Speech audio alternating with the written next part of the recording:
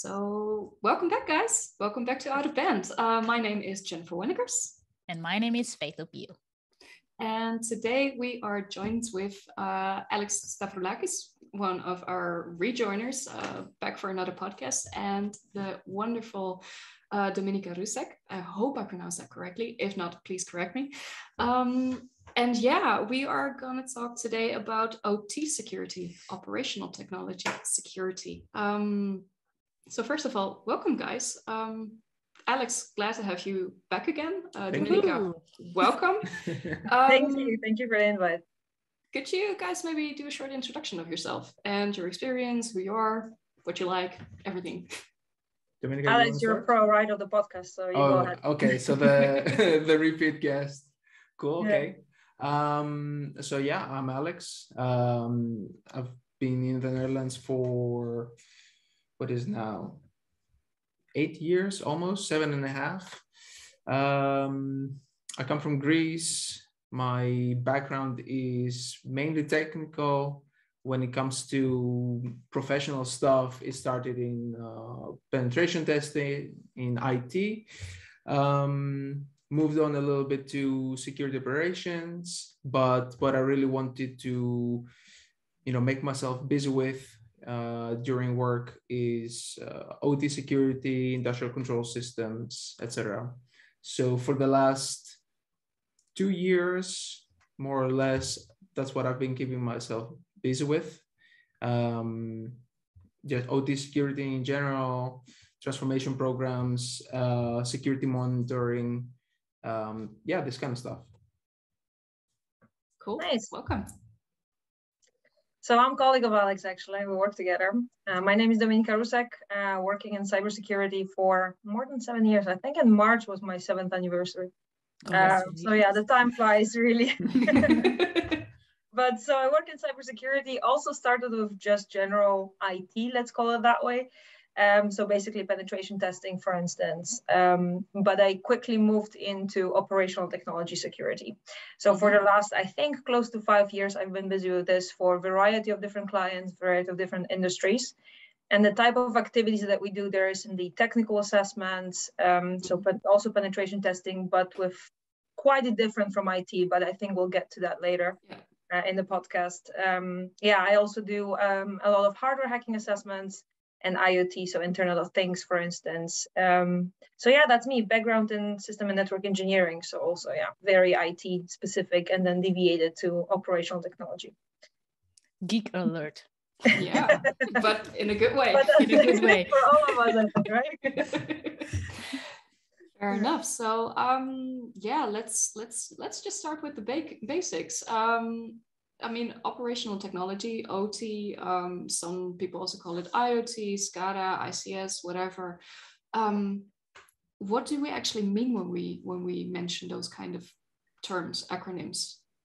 Good question. And with acronym do we actually start? But exactly. No, I would say it's crazy. So the simplest definition, at least in my opinion, so Alex, you can correct me afterwards, but basically it's all the assets that influence the physical, the real world, right? If you think about IT, this is basically, for example, banking, right? Banking assets, banking systems, billing systems. These are all basically just computers or servers.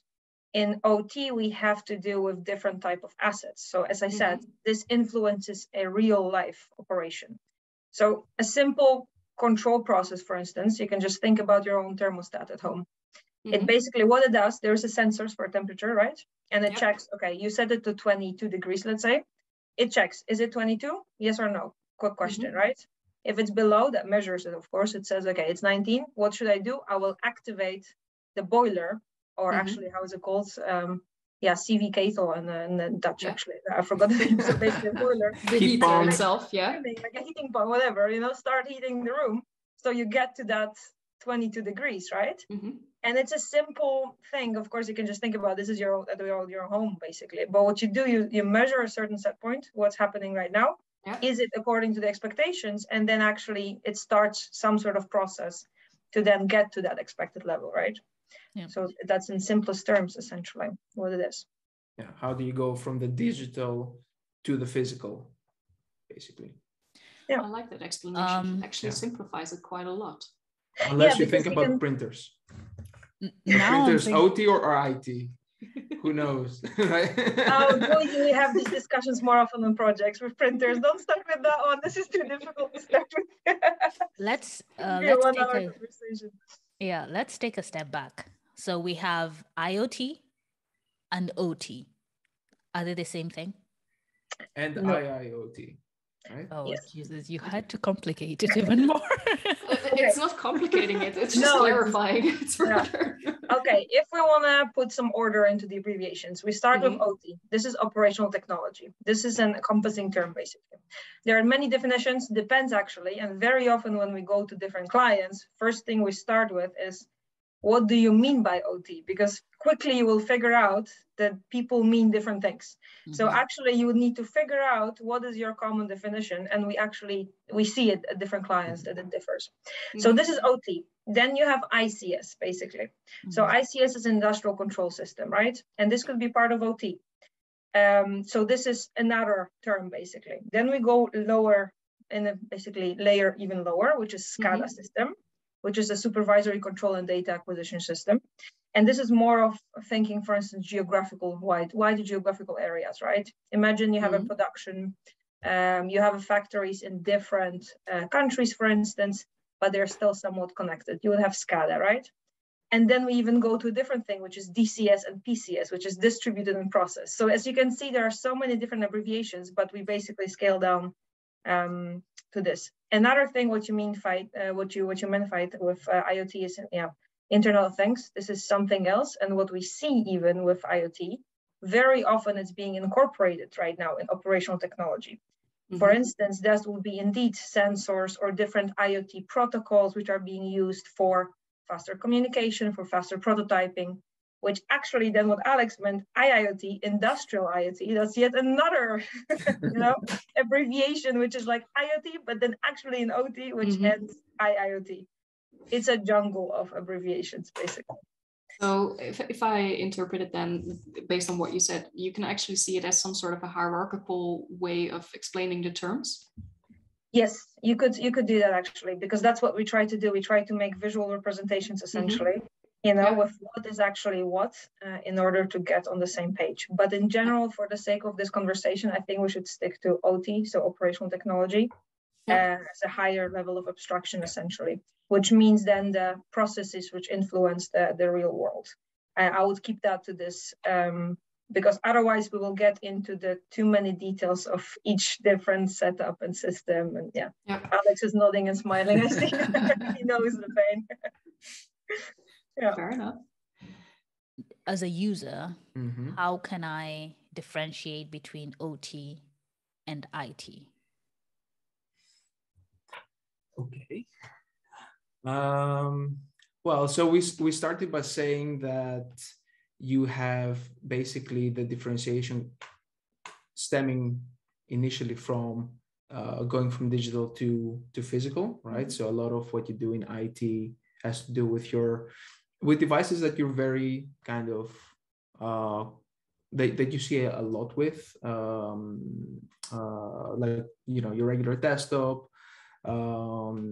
pieces like that. When you go to more OT systems, then it starts becoming more specialized, right? So you can still have IT in OT, but we can touch a bit on that later because it complicates things. But you start seeing devices that are a bit more specialized, that don't look like your regular laptop or desktop. They might be a bit more ruggedized, so they can withstand different, let's say, environmental situations like extreme heat, extreme cold, being hit by different types of materials because they're in in a drilling or mining situation. So you start seeing things that are just not there in your regular office setting. And there is not really an expectation from your regular office employees or just regular users of appliances in general to actually be familiar with of these things and say, oh yeah, this is a PLC from Siemens and it does this and this thing. It starts getting more and more narrow in the field of familiarity. Yes. So at home, I wouldn't expect to have an OT system, right? If I'm a normal user. Unless you're a hobbyist and you created your own OT system, in the lab. Okay. No, indeed. Okay. Jennifer? No, so my next question then would actually be like, if we know that OT devices or OT machinery have very specific use cases, so to say, then my next question would be, is there then also a difference in securing these devices versus regular IT? Absolutely, you hit a nail on the head, basically. It's yes. It's totally different. As we said with OT, of course, I brought the example of the thermostat, right? But what you should think in terms of as a regular customer, basically, or person, oil and gas, pharmaceutical, manufacturing, right? Energy production, for instance, so power grids, for instance. These are all types of factories, industrial systems that, where you would find these sort of devices, right? Yeah. We're talking, Alex brought an example of a PLC, which is actually a computer, but then specifically tailored or created for industrial systems, or human machine interfaces that actually monitor, you can check what's happening there.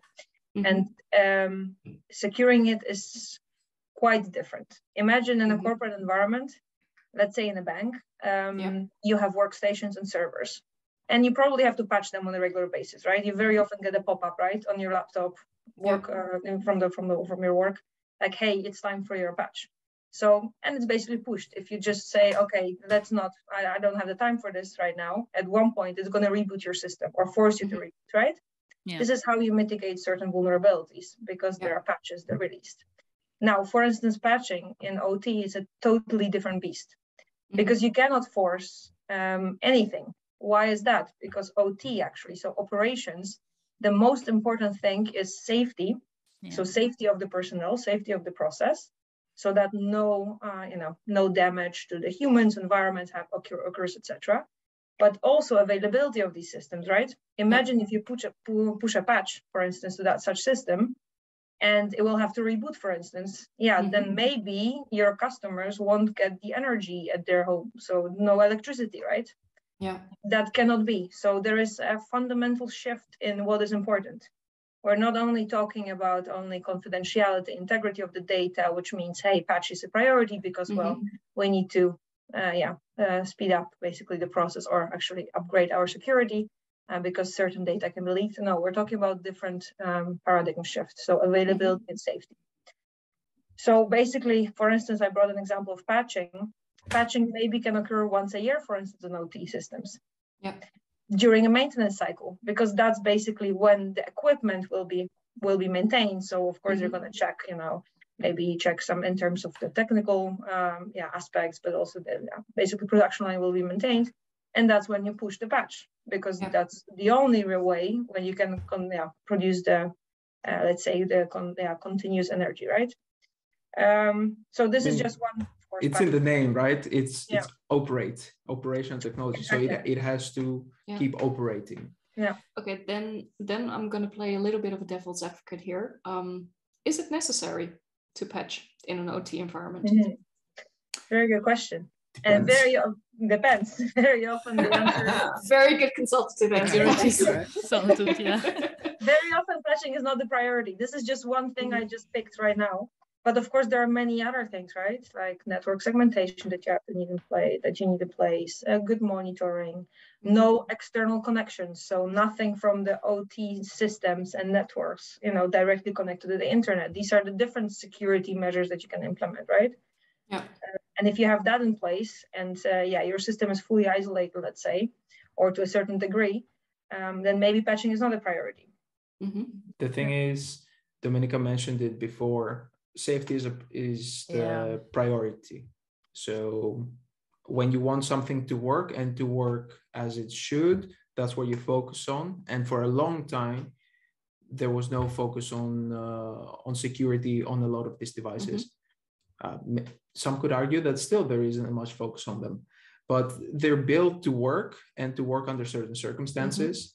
If you add the complexity in devices of limited capability and capacity, to also have to, I don't know, support encryption, some of these may not operate as they should, or it might make what they do a little bit slower, which can have a bit of a ripple effect when it comes to production. So that's something that is, not preferred, right? You want to maximize production of whatever it is you're doing, because that's how you maximize your revenue as a company.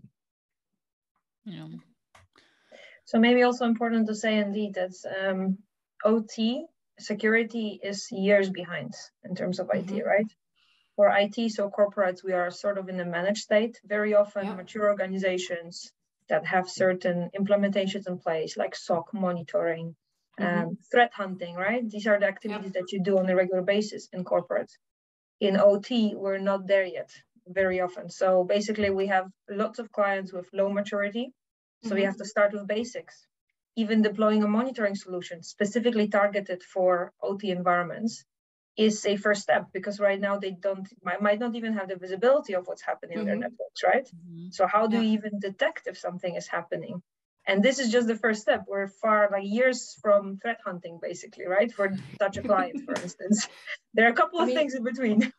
I mean, that's actually a good jump to what I wanted to ask next. Like, so I'm mostly IT focused in my work. I'm a cyber defense specialist. I really focus mostly on IT. I've been involved in some operational technology security parts, but mostly IT. But I do notice that for my clients that have that operational technology, that the question actually starts to arise more and more, like, oh, what do we need to do actually to secure our OT?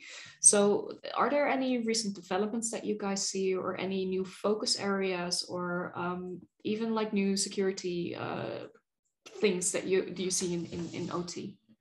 I mean, the trendy buzzword of the last few years for OT security is, Industry 4.0, right? And please explain. And that starts with, so what was the Industrial Revolution? That was when people figured out, oh, we can use steam and coal and have machinery to really actually increase what we can do with only human hands. After that, you had what was it, the first use of computing systems, and then you had the introduction of more highly complex things, more networking, more at some cases internet, but at least more interconnected things. And now with 4.0, what they mean is, how do you bridge IT and OT to have yet another buzzword, convergence of the two? Meaning, how can the business have real insights and visibility from their position in IT onto what's happening in OT, and then really have control over, let's say, the operational lines of production, manufacturing, energy, whatever it is, right? Quality measuring, just have a lot of control over that data, because they're starting to see that, hey, we can learn a lot about what we're doing in our business from the IT side by utilizing that data. Why aren't we doing it in OT? And that's a way to maximize that. But of course, that means that by creating that, by bridging these two, whatever is wrong with IT is also going to be wrong with OT. And guess what? IT is way more protected than OT. So everything that you have been, let's say, building up to protect yourself for the past 5-10 years on the IT side, and that has maybe been working for you well, depending on the company's maturity. But now you are going to face these issues again on a whole different other, on a whole other part of your organization. And that thing is not prepared. But maybe you're also not prepared from a defensive, reactive, protective, detective standpoint, where you can actually do something about it if something bad happens. Yeah, and also combining IT with OT, it means that we are increasing the attack surface, right? So even though our IT networks were very secure, now with combining the OT, they become less secure, maybe sometimes, because OT is going to be an initial vector for the networks. Or at least there will be more opportunities for attacks. It will be the end goal, actually. So what you see, for instance, so what you see, for instance, is that IT networks, of course, they're connected to the external internet, right? So in general, internet, external connectivity, that's normal. But you usually have a DMZ, so some sort of zone in between, for instance, not a direct connection. But what we see is that the moment OT sometimes joins the IT, there is no DMZ in between. It's just a flat internal network. Now imagine if there is a difference, like Alex says, maybe your IT is protected, but OT, because of certain principles and the legacy systems, etc., is not. Then very often there are attackers from the external, basically using IT network as a hopping, stepping stone into the OT network, right? And maybe one thing to add here as well is that OT networks or systems have a different life cycle. In corporate and IT, let's say your workstation or server, the life cycle is going to be maybe 5 years, and then you replace it to the newer one, not just the software, but actually the hardware as well. With OT, the maintenance, the life cycle is sometimes 20 years or 20 plus years. So imagine that you cannot simply just, it's so expensive, these systems, right? That you can't simply just replace it, throw it out, and then put a new one in place, which also increases that complexity of finding the right security solutions for this environment. And to increase complexity, as a security specialist, do you find challenges getting specialists to actually secure the OT environment because maybe they've not been focusing on that environment? That's a very interesting question.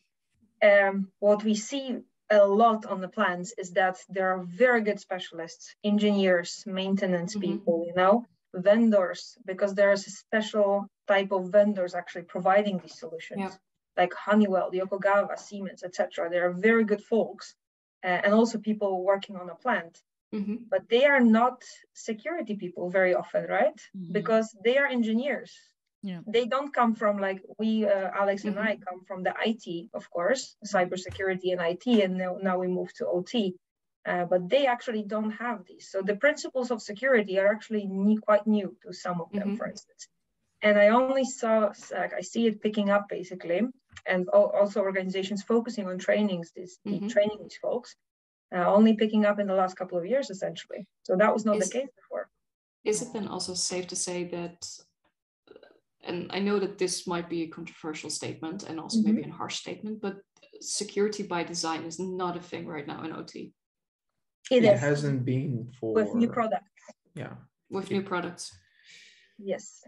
So indeed, vendors, for instance, increasingly dedicate money and resources on security by design. But then think about the life cycle, right? If something was deployed 10 years ago, they're not going to replace it on the plan for another, let's say, X amount of time, right? Depends on the sector, of course, depends on the industry, depends on the budget. So there are many variables, but that's the tricky part. That security by design was not, as just Alex said, And then you have to think about it from a cost effectiveness perspective and who's buying it, and the people who are buying it, how aware are they of that? So if you're a vendor who is offering, let's say, 2 lines of a product, something that is default, how you have been making it for years, and the other one is something that maybe has some new security measures in place. Well, one is going to be more expensive than the other. We all know which. So then the decision lies with the party buying it. Yeah. So if they don't have the correct information or correct focus, then the wrong decision is quite easy to be made, because you look at the menu and it's like, oh, this is 2 times more expensive than this, so I know what I'm choosing. Cheap. So one of it's the procurement requirements. Yeah. So I have a question with regards to the skills, right? Coming from an IT background, going into OT, how difficult was it for you to upskill, knowing that, the protocols in IT are not the same as the protocols in OT, and the terminology is different. Even when I listen to you talking, there's some terminologies that I'm like, oh, damn, what is that? So how hard was it? I think if you were to compare, is it easier to go from IT or IT security into OT security? Or is it easier to go from OT to cybersecurity, something like that? I think going from OT to cybersecurity would be an easier transition than going from cybersecurity into OT, because a lot of what you learn in cybersecurity is based on IT. Yeah. So there's a lot of new things to learn if you want to focus on cybersecurity specific on OT. If you go from having that OT background and you just want to add the cybersecurity knowledge, but still stay in that field, it's not that big of a jump to make. Are you telling me I should be comfortable here? No, I'm just saying it's going to be a bit more work if you want to do that. Yeah. But if that's you're up an for interesting it, then statement, please do. Alex. That's an interesting statement. What do you think, Dominika? What do you think? Because I'm just thinking, we saw cases of people going from IT security to OT, obviously, right? Because there's lots of computer science students or graduates, etc., that are interested, right?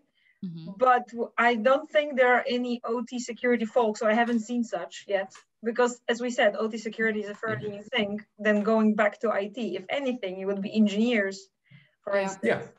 Right? But that's what I'm referring to. Yeah. Okay. So an engineer, somebody who has a base core technical level knowledge, but doesn't have the cybersecurity flavor to what they're doing. So they do have the OT stuff. So engineers going into security as a brand new. Okay, that I can agree. Yes, I agree. An OT engineer going into cybersecurity within OT again, rather than an IT engineer going to OT security.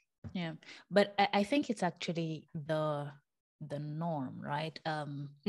If let's say you were an IT administrator and then you go into IT security, it's easier than someone who wasn't actually in that lane. True, Just like if you have the background in DevOps and then you go to DevSecOps, it's easier for you than someone coming from IT.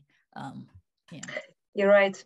Because indeed, you understand the principles, the safety, availability, you understand the protocols.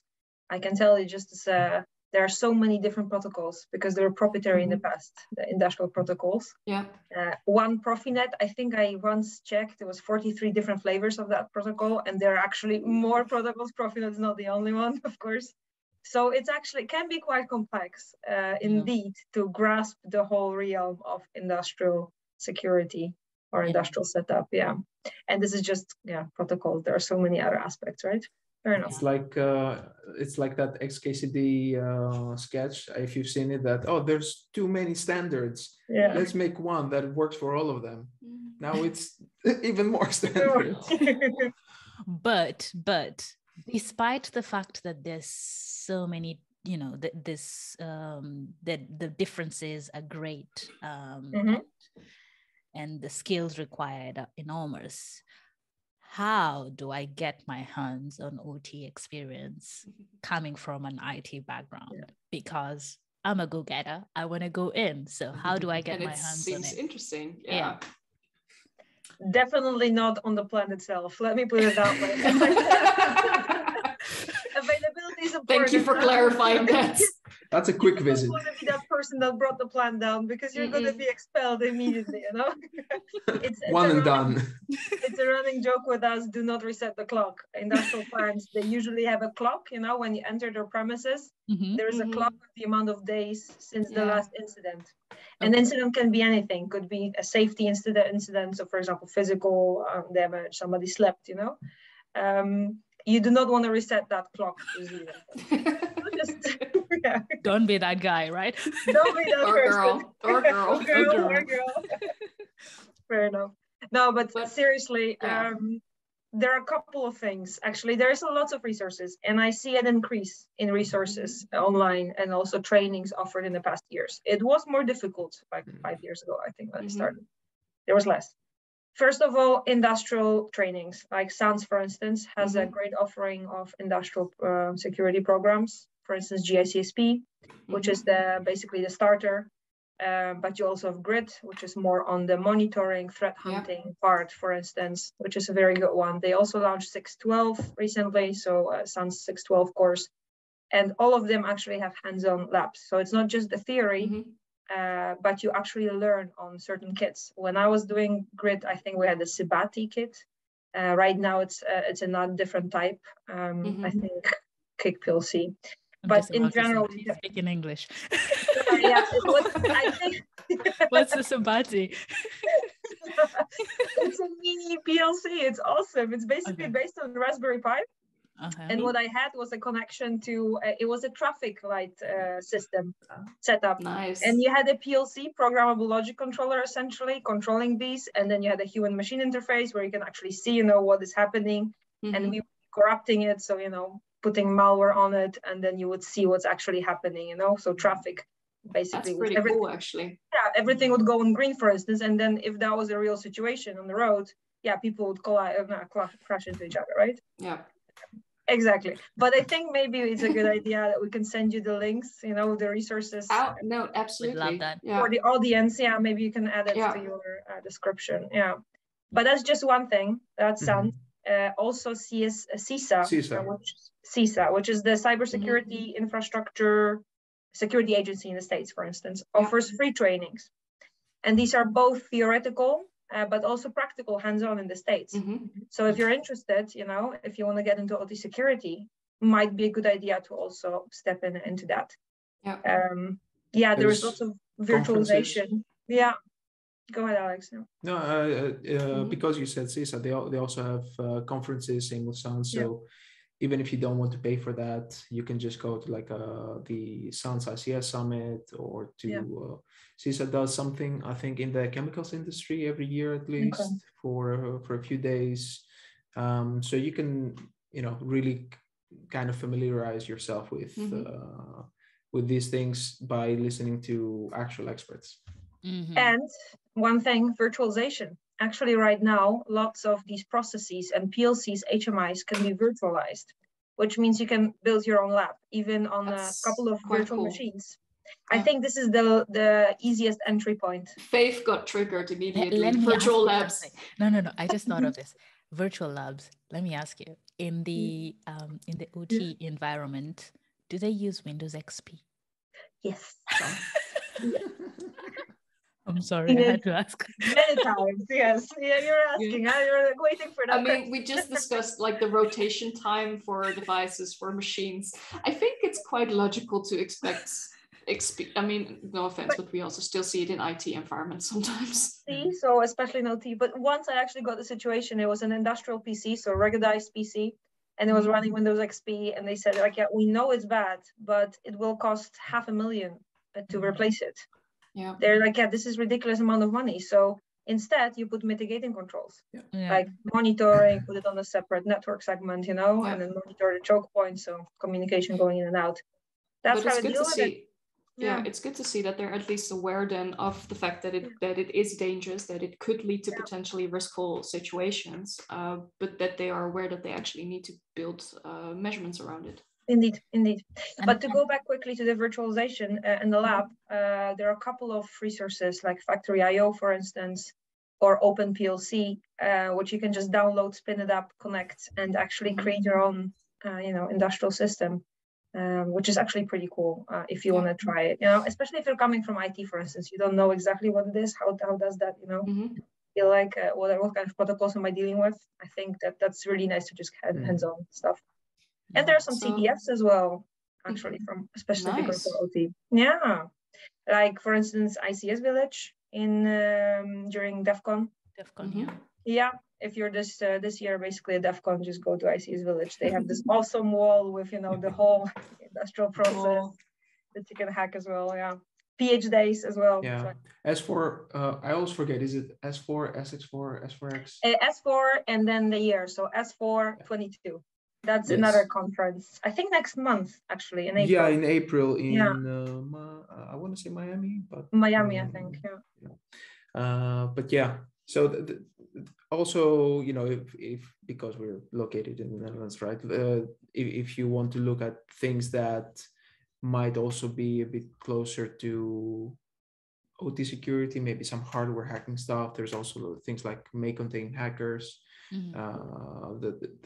or hardware.io conferences that are happening, at least in our vicinity, and you can see some pretty cool stuff. Yeah.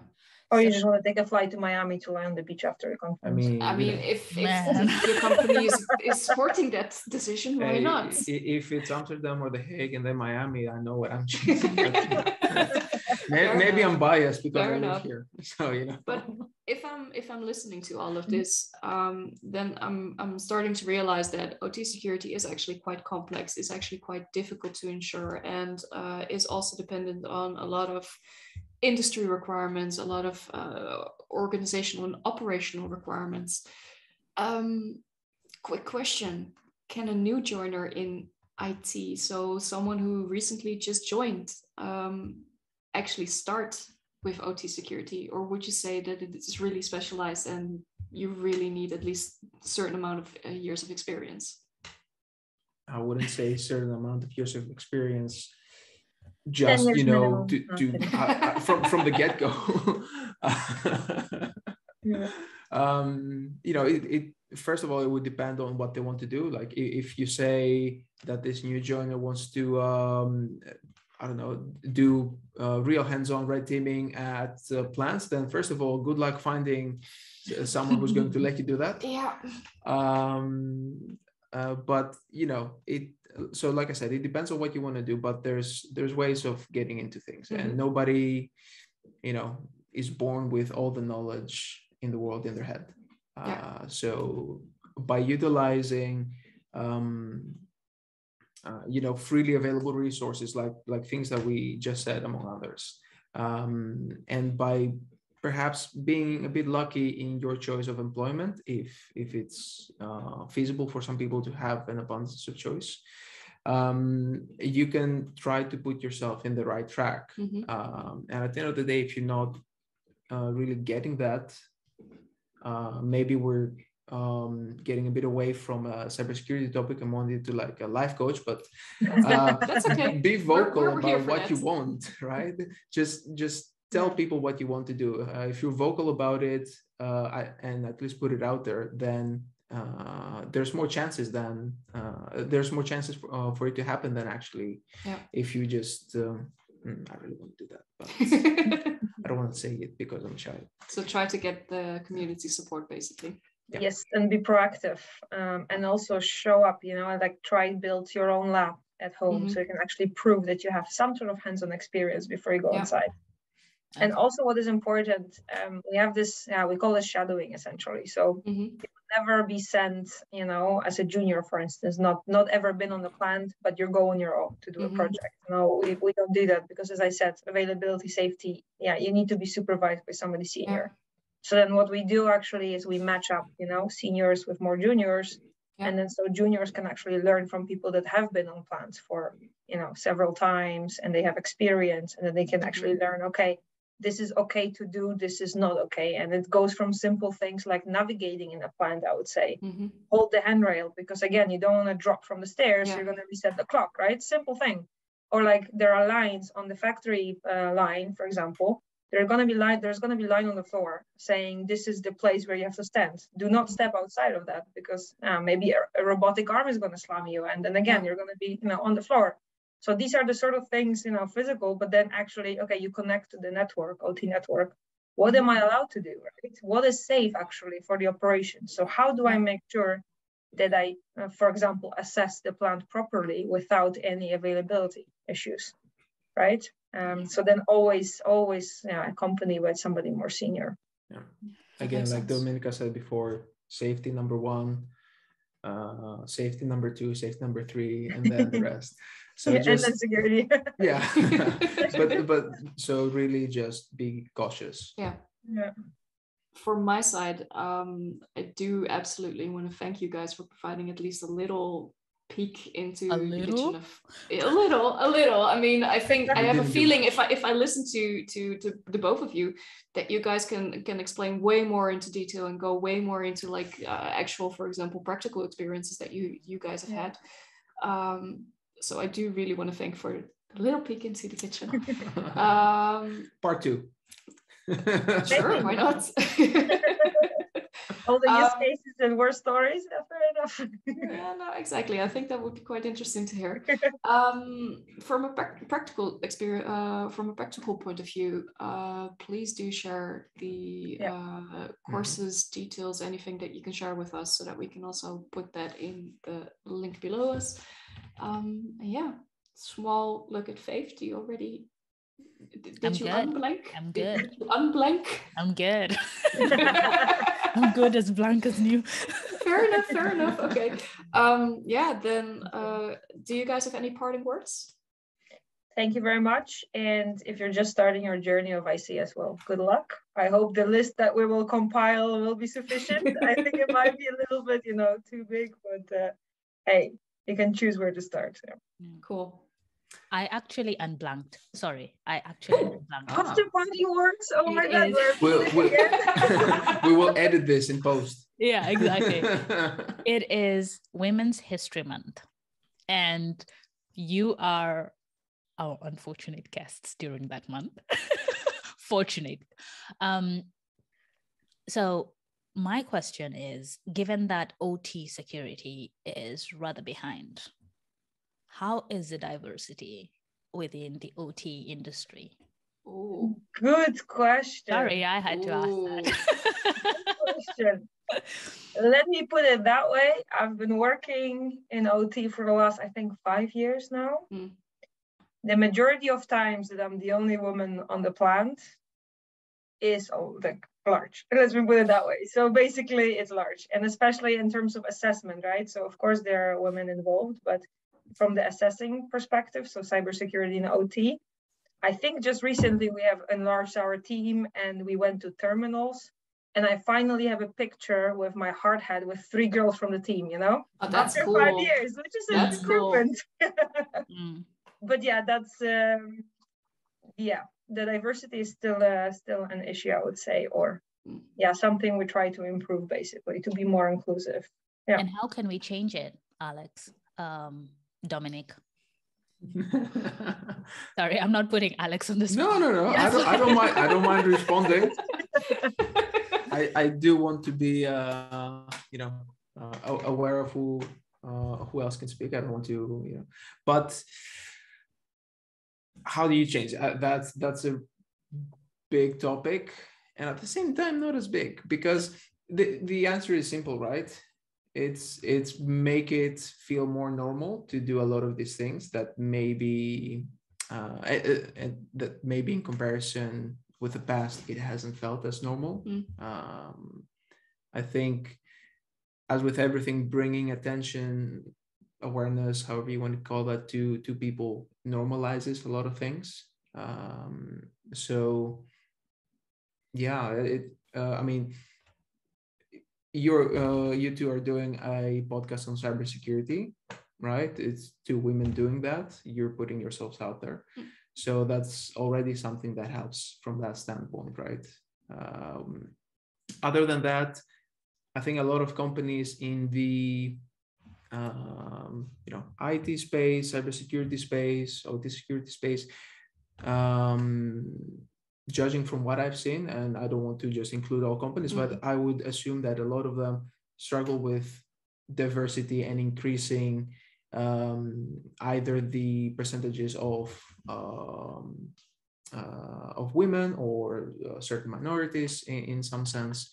So yeah, making this available to everyone is important, and then it's really up to a lot of those companies to see how they can recruit the right talent, and also assess, hey, is our recruitment process a little bit biased, or is it okay? You know, are we only focusing on a specific, I don't know, type, or are we really open-minded enough to find people with different ideas that can really come to our working environment, excel at it, and not only that, but also bring us a bit more to 2022 or to, you know, whenever whatever year it is, when someone listens or watches this.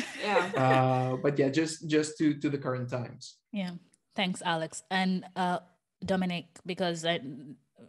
I know you've been in panels, right?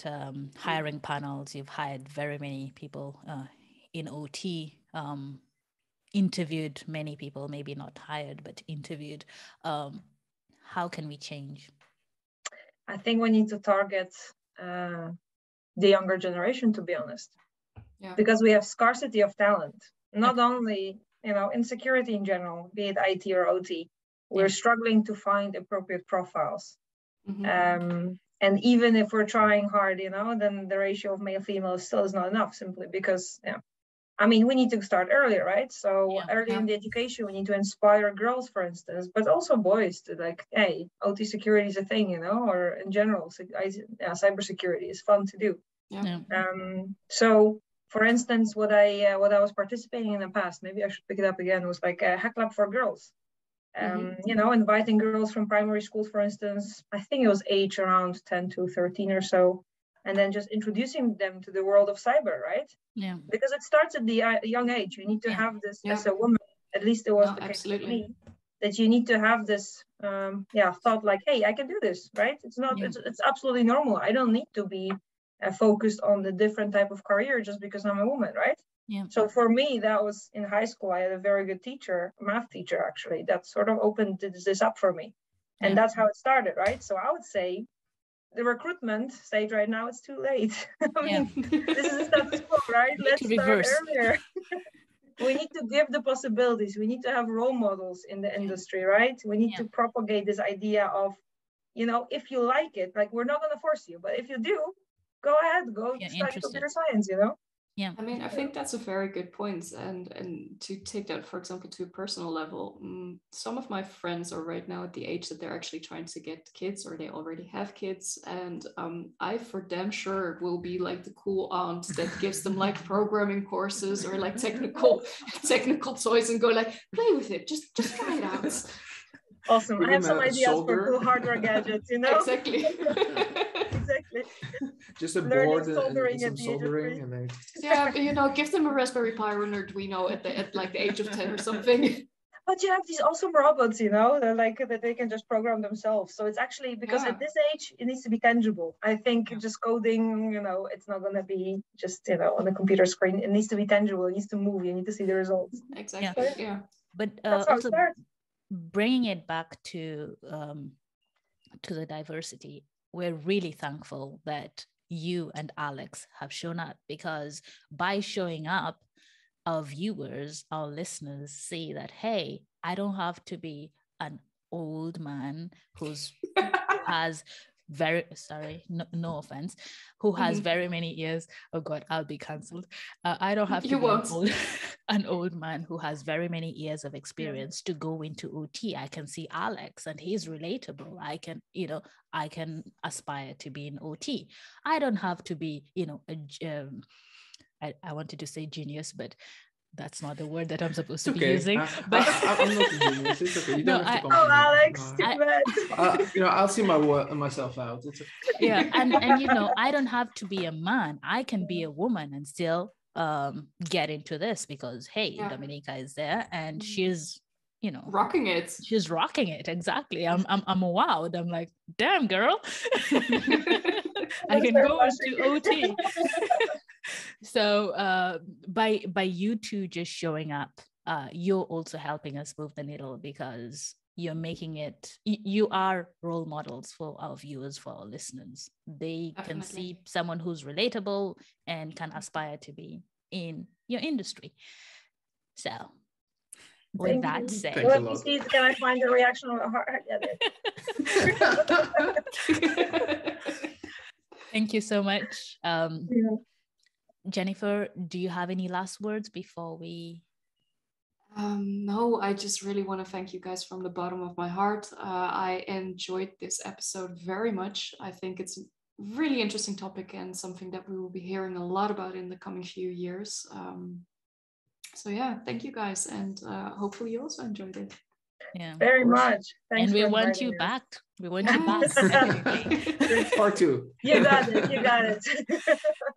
So to our viewers, thank you so much for being with us. See you next time.